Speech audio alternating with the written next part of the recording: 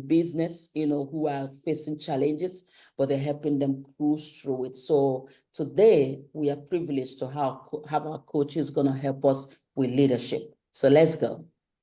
Great. Well, thank you so much, Joy. I mean, I'm just feeling like I've got little red cheeks with your amazing introduction about me. And I'm feeling blessed to be here. So thank you for having me.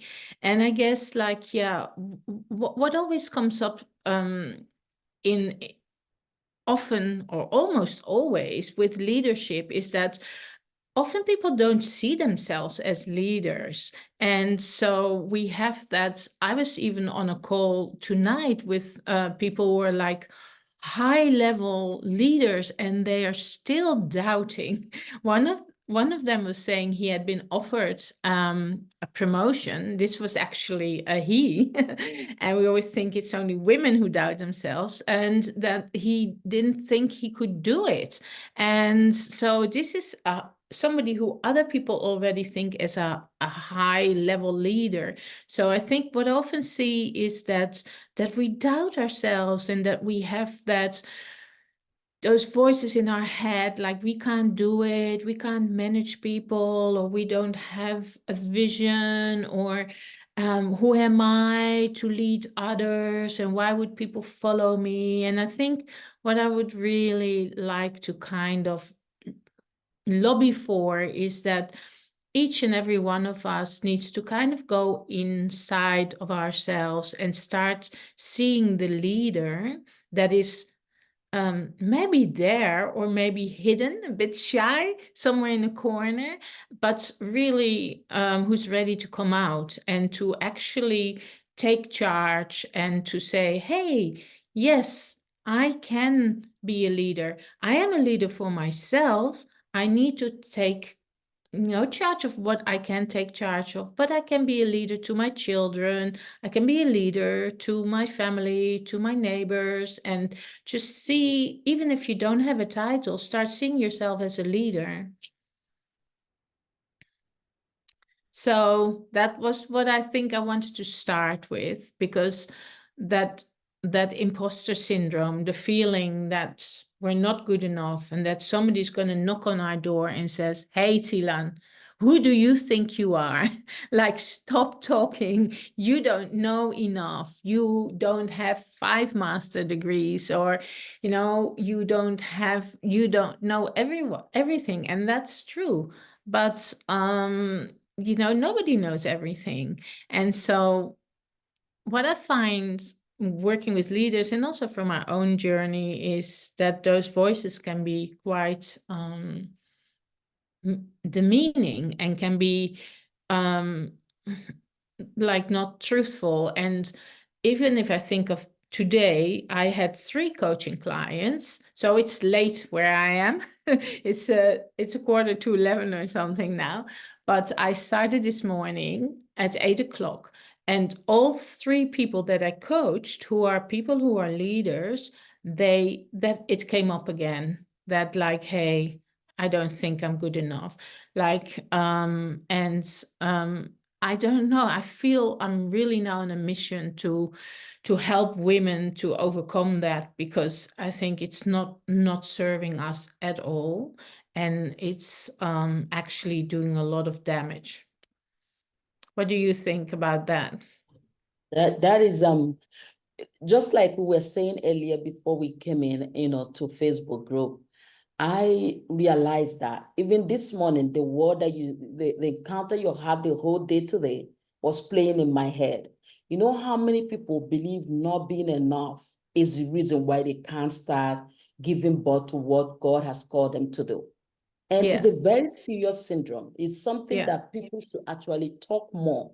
One thing the year have helped me is to become that leader that I wasn't for my children many years ago, especially my women, my daughters, because I want them to know right now that there's a leader in them. You don't have to actually lead a big team. Even leading yourself, waking up every morning and getting to do what you're supposed to do, you are actually leading. Yeah, And there's exactly. some people, go ahead. And well, it reminds me, so I have two daughters and they are now 22 and 25. But so I think my youngest daughter was around 12 and she came back from high school and she said, "Oh, we had a presentation about leadership today." And I was like, Mhm. "Oh, interested." So I said, like, "Oh, tell me a little bit more about it." And then she said, like, yeah, the teacher told us like there are leaders and there are followers. And so Mhm. the first sentence, I was already upset. And I said, like, what do you mean? And so I didn't want to just start, criticizing her. And then she told a little bit more. And so basically what the teacher had said, hey, listen, it's okay if you're not a leader because, there's not a lot of leaders. Most people are followers. And it just upset me because I thought, that's just the wrong way to go about it because Mhm. I I consider myself a leader, but I am also a follower of other people that I see as role models who inspire and motivate me. But the message that my daughter is very smart and actually very leader-like, Mhm. was coming home was saying like, hey, there's only a few people who can be leaders and the rest of us is followers. And I think, like you're saying, if we're on this planet and we need to use our powers for good and powers that are given to us, and we don't need to wait for permission, because if we wait for permission, we're never going to get it.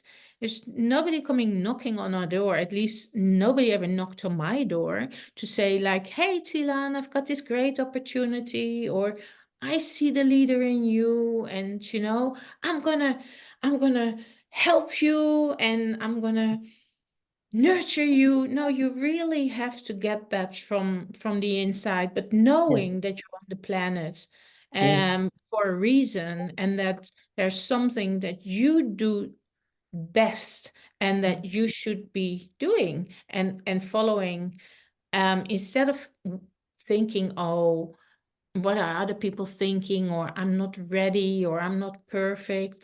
Because actually what I was saying to that client today who didn't want to take the promotion, I said, we're never ready. Honestly, I don't know about you, but I've never been in a position that I was stepping up and that I thought, yes, this is the Mhm. perfect time. I've got all the tools, I've got all the skills. I know it all. Yes, I'm stepping up. It's always like, oh, I don't think I can do this, and this is so out of my comfort zone. But it's having the courage and seeing like, hey, I'm going to lead myself through this because actually I have something important to say, to share. I can role model for other people. And that, I think, is all what leadership is all about. So even if you don't have a team or you don't have a title, you could still have that attitude of being a leader and saying, because the way I see leadership is that, a bit the difference between a manager and a leader is a manager is more task oriented and like, okay, we all need to do this and just do it. And a leader is like, hey, I would like us to be as a team in a year's time from now. I want us to do this. And why do we do this? Because of this and this reason. So, and I have an idea how we can get there and share that, and I want to hear from you. And it's sometimes I compare it with like standing in front of a barren piece of land, and there's some people who stand in front of a barren piece of land and think, okay, this is a barren piece of land. But there's some people who stand there and say, hey, I actually can see in 5 years' time, this is going to be a community housing, or this is going to be, we're going to have courses for women there. We're going to have a little animal farm there, and we're going to have a playground for the kids. And oh, I can all see it. And all of a sudden people see it. And that's what leadership is about, getting a vision. And that takes time and it's not always perfect, and then just motivating and inspiring people to come with you to try and get to that vision. This is, ooh, good morning again, everyone. I see you guys. Oh my God, I'm telling you, there's no better discussion to have on the third day, first hour than this leadership. Because as you said, you can see that and somebody else see this, and two of you have different opinion to that particular piece of land. The leader in you will say, okay, we can do something with this. But the person who believe they are followers, who is already brainwashed to be a follower, say, this is nothing. What can we, nothing can come out of this. It says who led the vision that actually, posing as the leader, not because she or he is better, but because they have that vision. And, I'm going to let you continue, but I just want to share this to every woman who is Yeah. watching me. Yeah. As a child coming up, my 9 years old right now, that time, believe me, we left the island of Nevis when she was barely 2 years. Yeah. And I remember in that island vividly, we used to have a big home there, my husband's house. And every time you watch and start looking for my child in the evening, she's by my closet. And what is she doing? Picking up a shoe and a bag. And before you realize it, we that is in the kitchen, me and the daddy, you will hear this sound like it's me coming, to the kitchen. I'm like, but who is coming? What happened? Which visitor came? When we look, my child have my bag and my shoes, and she's walking, and she's just so she's walking, and she's coming, and every time the father will like, Destiny, what you doing? Because that's her pet name from the father. Destiny, what you doing? Who did you see do that? I'm doing it like mommy. I'm doing it like mommy. I'm doing it Yeah. like mommy. And that is exactly what happens in leadership. You might think you don't have the ability to do it like Coach Thilan, who had been in this industry for 30 years plus. But somebody around you, even a grandchild around you, is watching you lead her. And now that is why, that is why women and even men have to be careful, because even when you think you're not leading, you are actually leading. Yeah. I'm doing it like mommy. What Absolutely. does that mean? I'm imitating. I'm like mommy. So believe me. Yeah. Yeah. And I also really like that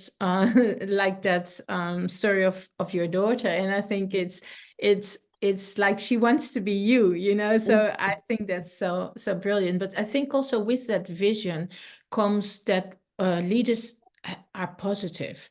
They have Mhm, hope. They mhm, instill hope in people, so that it's easy to think, oh, this is just a barren piece of land, and it's overpriced, or it's mud or whatever.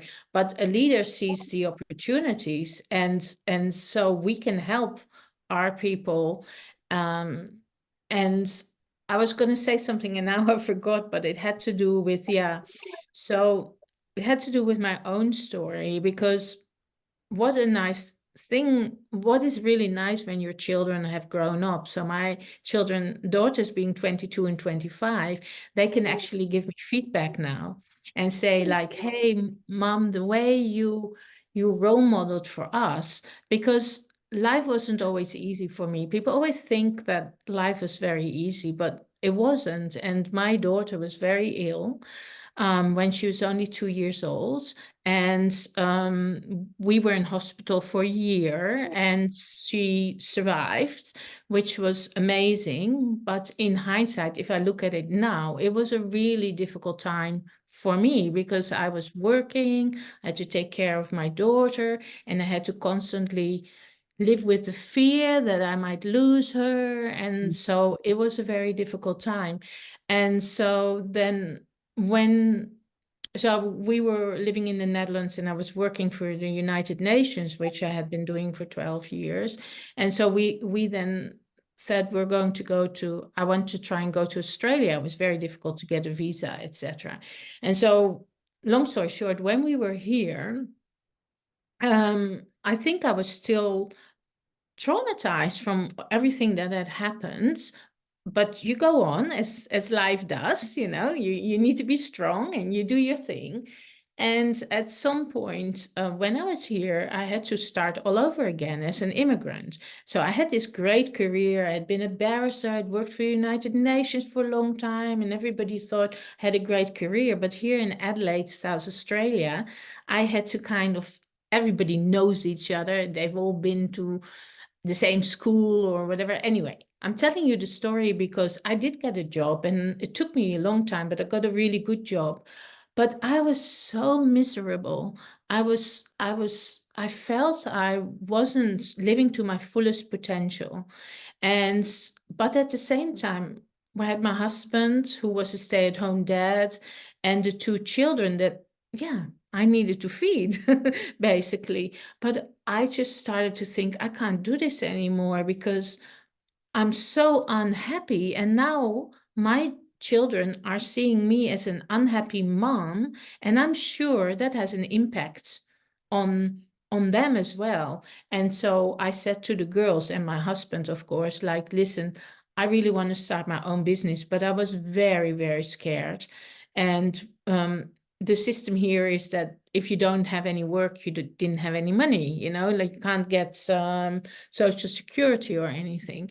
And so I ultimately did say, are you okay with that? Is it okay that I start my own business and we can't buy a nice house? And they said, no, mom, we're okay with that. You need to do what you want to do. And then and so now, and then I did that, which was very scary. And then I became very successful. But now they tell me like, oh, mom, that was such a good role model because we have met so many of our friends, their parents are very unhappy, their moms are crying a lot and they're depressed. And so you role modeled for us that if you're in a job and you don't like it, you don't have to stay there. It's scary, but you can do something else. And we've seen how you've gone from being actually a sad mom, which is hard to hear for me, but it was true. I was thought I was masking it, but to being a mom who loves what she does, and that for us is something really important. So that's also being that role model, just like you are for your daughter. That that blessed me. Oh my God. Ladies, did you hear that? Getting into the unknown, it get like going over the other side that you don't even know what was gonna happen, but you just believed in yourself. It's always a joy And to believe see. that you were guided and that you would be helped, because Yes. that's important as well. Mhm. Yes, yes, and even discussing it with them, which is another part I want you to, talk about how communication is a very powerful tools in families and in business, in leadership, and that is how you can resolve conflict and things like that. So Yeah, I just want you to talk about that communication skill that have really helped you navigate a lot of your fears and bring you to the great yeah, leader you are today. yeah. Because when I started my career, so I was only 24, and I started working in a law firm, and I had to work with all kind of cases: criminal law, um, civil law. I was a bankruptcy trustee, but I also did divorce law. And the interesting part of that was that I was actually really young. And I had to sit and help a lot of clients and that were going through their divorces. And oh my gosh, the stories I can tell you about it, it was just awful the way people treated each other. And with my young innocence view on the world, I thought, how is that possible? 6 years ago, you actually, promised to stay together forever, and you were in love, and now you're fighting over, who is getting the crockery or something, like, and you are being a really bad role model for your children. So I think I really realized, and I come from a family where we did talk a lot, but we didn't talk about difficult things. So when it became difficult, we kind of ignored it. So for me, it became really obvious that communication was really important in relationships, because I realized at that age, like, hey, it is actually easier when you're going through a divorce to actually just be really clashing with each other. That's almost what people do, instead of thinking, hey, let's talk this through and let's do this for our children. That's really difficult, but if you do that, it's so much more powerful. So that's when I started to realize that communication is key to everything. And I saw some people who did it really well, and I saw a lot of people who did it really badly. And so when I met my husband, I was actually really young. I was 21 and he was from Scotland. So we have also a cultural difference. And so he also really helped me with communication, because with my family, when things were really difficult, my mom would walk away. She would slam the door and she would walk away.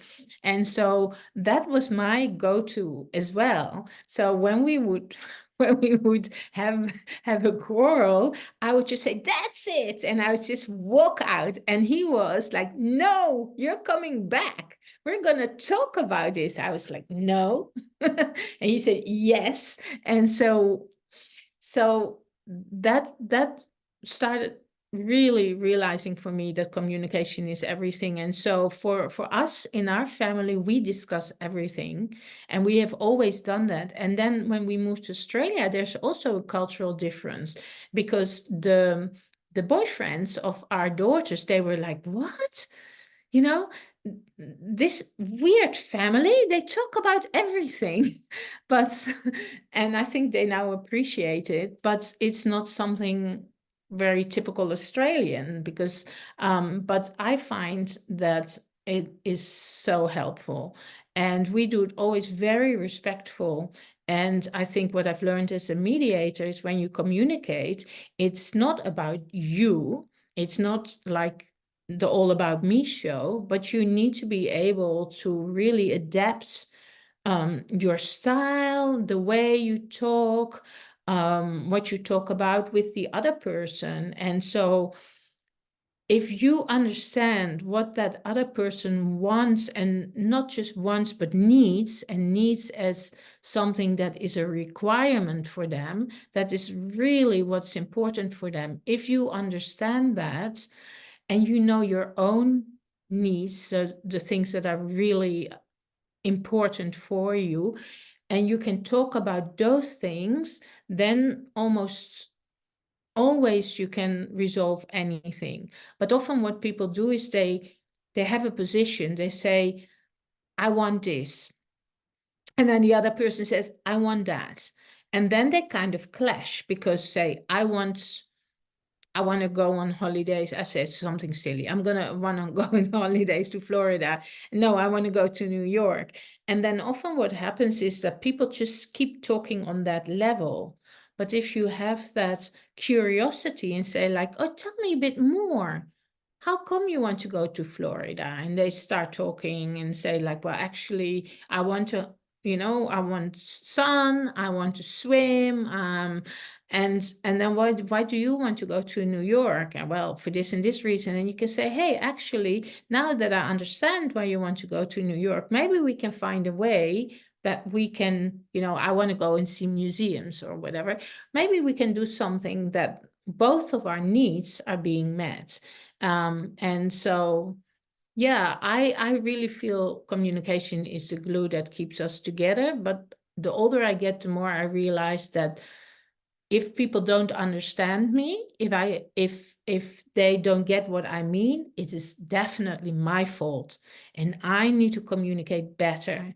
And so I thought I said something and they misunderstood, then I didn't do it well. I should use other words, I should use other examples, and I should try it again so that they understand me. And instead of just blaming them and saying they don't want to listen to me or they never hear me, or and so it's our responsibility. And yeah, I think that has helped me a lot. And of course, then I made it my job as well by becoming a mediator. But I find it very, very fascinating how two people have completely different stories about things that have happened and then can't communicate anymore because they just have that tunnel vision and can only see that. So as a mediator, I then help them have those conversations and say, okay, can you explain a bit more? And then before you know it, they start real deep talking, real deep conversations. And then they say, oh, I never realized that. Or I didn't look at it that way. It makes sense what you're saying now. And then people really connect with each other again. So I think as a leader, that is really your task, to help people to communicate, whether it's in a family or in a team. And like what you said earlier about role models, like as a leader, you do have a higher standard if you have a team. You have to really constantly think, am I doing the right thing here? Because you are role modeling. And one thing people can't stand is that you are a leader and you tell your people, you have to do this and you have to do that and you have to communicate better, but you yourself are not doing that. Like you really need to be the one who role models it.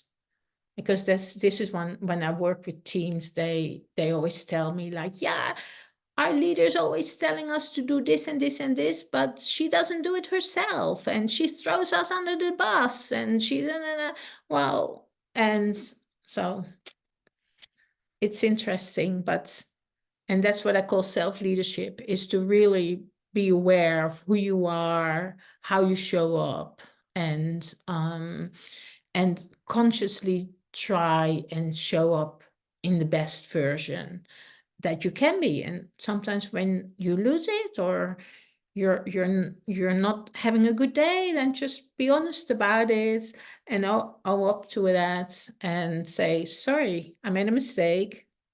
That wasn't the best version of me. That's not how I normally want to show up, but I'm only a human being. I had a bad day. Um, and then it's okay as well.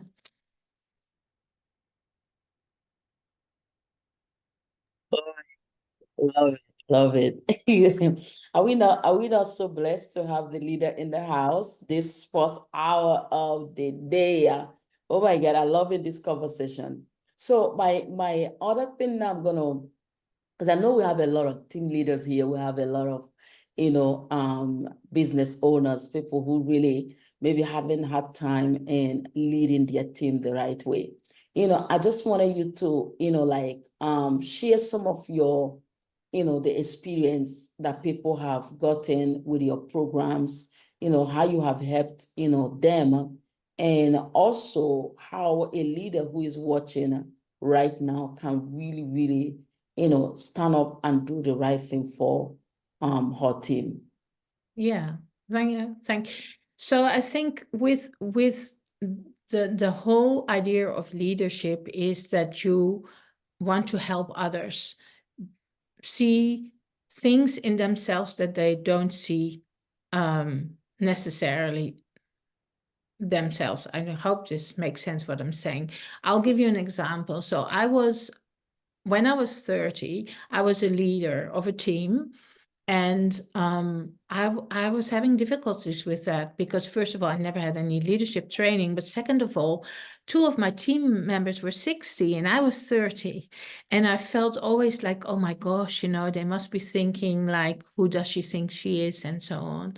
But we got on really well. And then when at my farewell party, when I actually went to Australia, my team member, who was then 63 or something, he came to me and he said like, Thilan, I just want to thank you so much because you believed in me more than I believed in myself. And thank you for helping me to grow. But when I came to the team in my own immature thinking, I thought this person is 60, they know everything already, they have the confidence. And so, as a leader, we want to help our team. And so, to get our team on the same wavelength, again, comes back to communication. So, what I often do is have team meetings, leadership teams all come together and talk about things and say, okay, this is why are we doing what we're doing? What drives us? What what do we have together? How do we want to work together? Like, do we, people say we want to be respectful. What does that mean?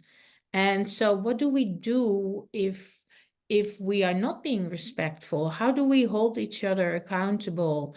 And all those, like, I often sit with teams and ask them to share what they need help with, because say, like, for instance, I'll take myself, like I am like a big picture person. So I tend to not be really good with details. And so if we all share those things, say like, hey, how can we help each other? That I think is very powerful. But often what I see is that they don't do the foundational stuff. They don't sit together as a team because there's so many things happening that are constantly fighting fires, like, oh, we need to do this, and this. But just even if you take a few hours and just say, okay, let's sit together as a team and let's go through how do we want to work together? Who are we? And what do we want to achieve? And flesh that out and say, everyone has a voice here. Just because you're young or because you've only joined us, we all have something to say. And how can we complement each other? Because that's the idea. There's no I in team. We're all working together and we complement each other. So, okay, I'm a big picture person. I like, for instance, in my team, I have people very good with details because I know I need that because otherwise, and so it's really that, yeah, and we're all different. There's lots of tests you can do, personality tests, like, some people are really very conscientious, some people are very direct, and some people are introverts, they don't get energy from being around people. Other people are extroverts, they need people. And so if we all understand that better, we can work better as a team. I know it's difficult because I can talk for hours about it, but I think that's in a nutshell, just to communicate and just be open. Communicate, be open. Ladies, you ladies, head it, communicate and be open and lead your team the right way. Like for me, I see it like this. How do I want somebody to lead me? What love do I want them to bring to me? So if I figure out that way I want them to lead me, I believe I should actually work towards becoming that leader for me. Yeah. And yeah, because I communicate with myself daily. Yeah. I communicate with myself daily. Like even this morning, I communicate most of my time when you see me dressing up, I talk to myself literally. So if I'm communicating with myself daily, I need to communicate with my team too. And now make sure that everything is clear. Yeah. So Absolutely. love it. And I think also the other thing I wanted to say, Joy, is what I think a lot of leaders make the mistake is that they are very warm. So they're very good in communicating and connecting with their people, which is amazing. And I was like that. I really focused on that. But you also need to be warm, but you also need to be strong. And I had to learn that more because I was a bit of a people's pleaser. And now I know that I need to hold also people accountable and have difficult conversations and say, for instance, if somebody's always late at a meeting, I need to be able to have a conversation and say like, hey, actually, you know, that's not okay, and you need to change that. And so have that balance. And I think I was going to share that difficult conversations roadmap with people anyway, if you if you're interested, but because I've got a whole framework how to do that. But that's what I often find, especially with female leaders, is that it's all about harmony, and it's all about nice and being happy together. But a good leader also needs to sometimes say, wait a moment, here's the boundary, or this is not okay, or I really need to talk to you about this. And that's the stuff I had to learn. I found it very difficult in the beginning, but yeah, now the more you do it, the better you get at it. Yeah. Love it. And you know why I'm laughing? Because as strong as it sound, I still believe that I'm one of those leaders who just want to be warm and really not strong. Yeah. So that's why I'm Yeah. laughing. Like, as much as we want to love these people, we want to, be there for them. We also want to set boundaries, which is what you're saying. So, like if you have to really, like tell them this is how this is supposed to be done, I didn't like how you do it, you have to stand up and do it. But so many leaders, including me, believe that being in the warm part is always the best part and not strong. And I'm telling you, you know why I'm really thanking you for bringing that up this morning is that I've watched my husband lead teams, when he used to build homes, and even from the pulpit. Sometimes you Yeah. hear him make some comment like, oh my God, this is done. This person is never going to come back. But for no reason, psychologically or whatever he did that thing for, he did it in a reverse psychology, as he always say. You have to face it as a leader.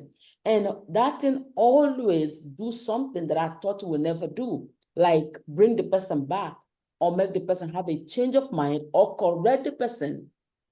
But for me now, who believe I just want to be warm and not strong, I won't even get that person turn around or get a good result. So he always tell you, Joy, two things happen. Either they hear you because they want a change, or they don't hear you and they leave and it's better for you. So you don't have Oh, very wise. Yeah. he always say that when Yeah. they leave because they don't want to be there, and you don't need them, because once their heart is not there, they're not going to produce. Yeah. And I yes. very wise. And I think also, I think often the way I see it, and because I work a lot with organizations, I go in and talk to everyone. So I hear a lot from other people. And I think when you are a warm leader, you actually have like credit in the bank. Mm, So, a lot of people trust you, they connect mm, with you. And so mm, if you have to be strong at times, that is perfectly okay, because people say to me often, like, I know somebody needs to make difficult decisions. And I understand that the leader is that person. But if you are always strong, and so if you don't connect with people, if you don't have that warmth, then people feel really like disempowered, because constantly you are saying, oh, you do this, do that, and you don't have any connection with people. So I think normally when we are warm, it's okay for people to be told sometimes, sorry, normally I really want everybody to be happy. I really look at what you need, but sorry, today I can't do that because I have to make this decision. And then people will say, no, that's perfectly fine. And also what your husband was saying, like I had, because boundaries can be very, very powerful. I had sent an email out about, so that I was a war crimes lawyer and humanitarian lawyer, and so um, I was part of a charity event, and the money was going to go to Gaza children, and so I didn't write anything political about it. I just said like, hey, I'm doing this. And then I got this horrible email from this person who was really saying to me like, you should not talk about politics and this and that and da, da, da. And I was like, I'm just trying to offer a charity event and the money goes to children in Gaza, and that's something I believe in. And then he got really vicious, and then I stayed really calm and I said, listen, thank you so much for sharing. Yeah. I did not take anybody's side, and this is just charity event. And feel free to no longer follow me if you're so upset by what I'm sharing with you. I know I invite you to unsubscribe from my emails and, go your merry way. And I actually felt really good about that. And Yes. I was not disrespectful. And then he emailed me back, I will do that. But like your husband says, sometimes it's better to have people not in your life. And that's okay. I've come to terms Yes. with that. Not everybody is my kind of person. Yeah, believe me, but look at that, you got rid of him in a nice way. Like, come on, hey, this is email. You cannot subscribe. You don't have Yeah. to really be here for this. Those that need this are gonna stay. And you don't want that. So he always said, because he's a warm leader, he's one leader that you really will take time, to actually get on the wrong side. So, but if you ever do, he's gonna face it in the public, not even in a closed room. And I always get scared, like, hey, baby, you did it. He said two things happen. Just watch and see. And for no reason, 95% of the time, the people step up. Like it's like a call of a wake, like he called them up to wake up. And they Absolutely. actually do, like, because as you said, he's already a warm leader. Now it's okay to be strong. So they Yeah. know for him to come out like that means this is you doing this thing wrong. Yeah. And I'm telling you, that used to always be, but now you say it, be warm and be strong. I see that it really, for me, I believe I'm one of those leaders that needed to hear you today because I just Yes. want to be warm. I And really want. if I can just make my case with one more example. So if you're always warm, Mhm. and you, let's say, for instance, one of my clients today, she is actually school principal, and she's got a wonderful bunch of teachers, but there's one Mhm. teacher who is just doing her own thing and never listening. And Mhm. so the feedback she was getting, because she wants to be warm, was that people are actually starting to notice that this person is like my Scottish husband would say, taking the mickey. I don't know Mhm. if that's an American thing, but like, they're just doing whatever they want and they're getting away with it. And Mhm. then if you allow that as a leader, your other people who are performing really well are starting to notice, hey, that's not okay. This person Mhm. should be told. And so um today during the coaching, she said, yeah, that's it, I'm going to tell her. And because I am getting feedback from other people. So because if we do it too much, then people start seeing us as a weak leader and saying, Yes. looking at Thilan, all she does is she wants to please everyone. And then there's all these people here, often it's only one or two people who are not, they are just doing whatever they want. They're Yes. hijacking the theme, and they don't get any. They're not being held accountable, and then they're starting to get upset with me and saying like, I don't like Tilan anymore because that person is toxic and she's just pretending nothing's the matter. And so yes, we want to be warm, but we also want to have that strength to be strong when it's needed. Because if we don't, it goes the other way and people start disrespecting us as a leader. I love this conversation so much. And it really, Oh, it bless me. And I know so many people who are there because we haven't first time I'm hearing the woman strong. This is nice. Like Yeah. you are warm, yes, but at the same time, like the teacher, like the principal, there's a demand for being strong now. So you Yeah. have to know when to be strong. Yes. Yeah. Yes. Yeah, because it kind of actually makes somebody else to who have the tendency to be bad to start doing just like that one if you don't really put that person in his or her place so that they will know their boundary and stop Yeah. doing it. Yeah, and two things happen. They either stay or leave. Trust me, two Exactly. things happen. Yeah. And you're the people who are running with you because you're warm now realize, yes, that's my leader. Because you have Yeah. the supporters, your people support you, people know that you're not gonna make judgment out of, from a place of strong all the time. This is love. You want to protect the order of your people that are watching on to see what their leader is gonna do. Yeah. And that's then your role model again. Your role Mhm. model that you have boundaries, and boundaries is so important. So if we have boundaries, then if we say, hey, this is not okay, and we speak up, then people start really, I've seen this so many times with people I work with. Once you start putting up boundaries, people start respecting those boundaries. But if you don't have any boundaries, if people can walk all over you, if people can just do whatever they want, they use you. But if you say, okay, I've had enough now, like this is not okay, they start thinking, oh, okay. It's a bit like teenagers. I don't know. My Yes.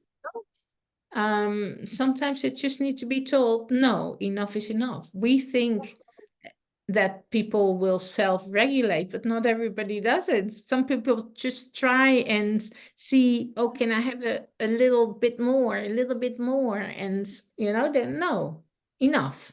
Enough is Yes. enough. And Yes. then they are starting to realize, okay, yes, yeah. And like you say, or they leave, but then like your husband said, there's sometimes it's okay for people to leave because Yes.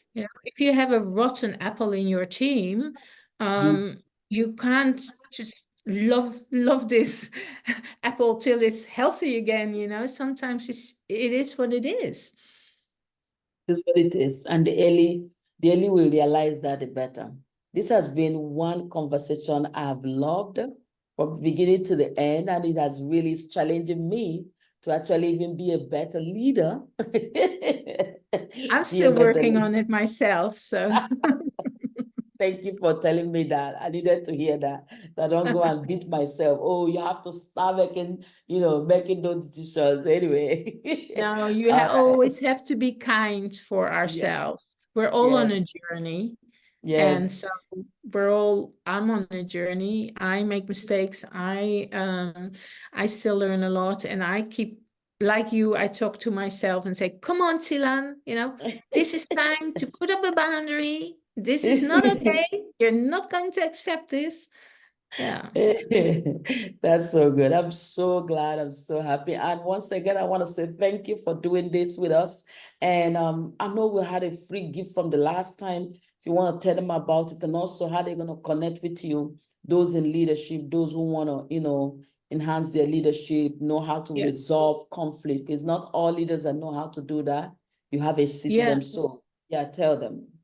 Yeah, so I think the the freebie or whatever you call it is like something I've been using with thousands of people. It's called the Difficult Conversations Roadmap, and so it really explains how to prepare yourself for a difficult conversation, and it literally gives you the steps how to have a difficult conversation.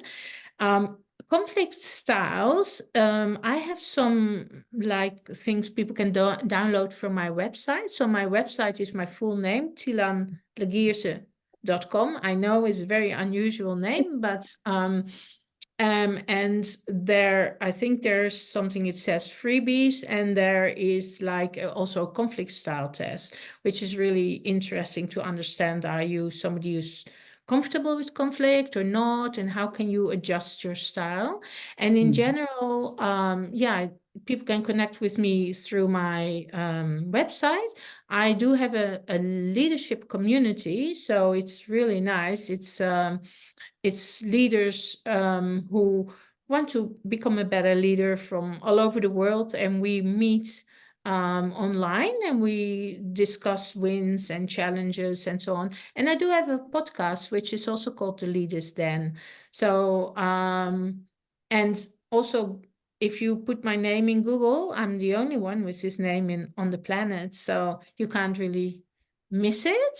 So I'm on LinkedIn, I'm on Facebook. You can find me, and I'm always happy to try and help people and motivate them and inspire them. So if there are any leadership questions, and I'll try, of course, also in the Facebook group to, if there's any questions, Yes. I'll try. I might be a bit later because of the Yes. time difference, but I will respond. Awesome, awesome. I know you will respond.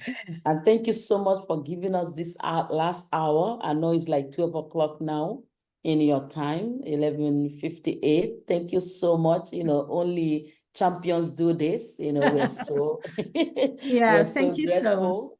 Yes, that you're doing this with us. And we know this is not the last again. We're gonna have you back where you just keep walking us through this conflict leadership, team building, and just living it. For me, I see you, help people live the right life, because whether you think you're leading or not, there are just some decisions we have to make, set some boundaries, have some conversations, and settle matters, even in marriages, and relationships, raising kids, just all area. So thank you once again. And Thank that you for wisdom, having me. yeah, that wisdom word that we're gonna go with, give it to me. That wisdom word, phrase, sentence, let's go. For the women. Oh, oh gosh, I think that's the last time. Like, yeah, um, gosh, I forgot about this one. It is late here. Um, um, I really believe in being kind to yourself, being Ooh, being loving to yourself, and treating yourself like you would treat your best friend. I think I see so many people not treating themselves right, and it's not fair. I was actually saying to one of my clients today, you are actually bullying yourself. So be kind to yourself. You're doing the best you can, and and don't be so harsh. yeah.